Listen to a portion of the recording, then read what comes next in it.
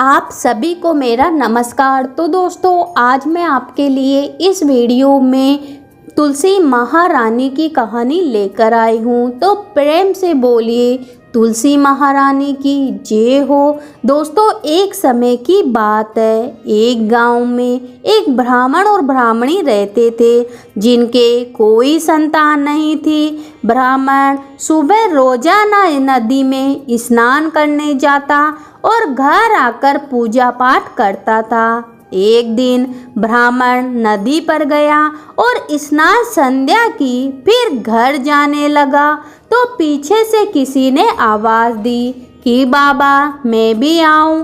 उसने पीछे मुड़कर देखा तो कोई नहीं था। फिर से चला और आवाज आई।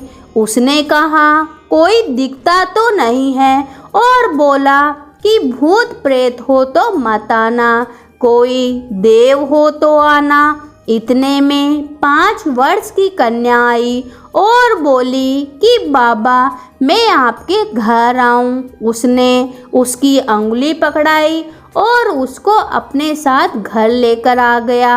घर आने पर उसकी स्त्री बोली कि यह कन्या किसकी है। वह कन्या बोली कि माँ मैं तो तेरी हूँ। उसने ब्राह्मण से पूछा कि क्या बात है, तो ब्राह्मण ने सारी बात कह दी। उन दोनों ने उसे बेटी कह के पुकारा। वे दोनों पति पत्नी खुश हुए और बोले इसका नाम क्या रखें। तब ब्राह्मण बोला कि इसका नाम तुलसी रख देते हैं, यह हमारे आंगन की तुलसी है। अब तुलसी खेलने कूदने लग गई। माता पिता उसे बहुत प्रेम करते थे। वह धीरे धीरे बड़ी हुई और शादी के योग्य हो गई। माता पिता को चिंता सताने लगी। तब माता पिता की चिंता देखकर तुलसी बोली कि माता पिता आप मेरी चिंता मत करिए, मुझे तो स्वयं भगवान श्री कृष्ण जी लेने आएंगे। आप दोनों विवाह की तैयारियां करो। शादी का शुभ मुहूर्त निकला।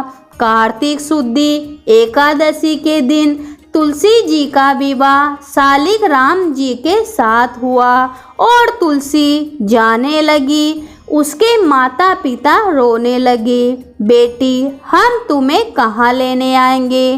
तब तुलसी ने कहा माता पिता आप मेरी चिंता मत करना, मेरा ससुराल तो द्वारिका धाम है। आप जब भी याद करोगे तो मैं आ जाऊंगी। आप घर में तुलसी लगाना, उससे मन को शांति मिलती है, घर की शुद्धि होती है। आंगन की तुलसी को आप सदा रखना, उनकी पूजा अर्चना करना। इस तरह तुलसी माता अपने माता पिता को यह सब कहकर भगवान श्री कृष्ण जी के साथ द्वारिका धाम चली जाती है। इस तरह तो दोस्तों, ये थी तुलसी माता की कहानी। कहानी सुनने वाले, हुकारा भरने वाले सब पर तुलसी माता अपनी कृपा बनाए रखना, सबकी मनोकामना पूरी करना। तो प्रेम से बोलिए तुलसी महारानी की जय हो।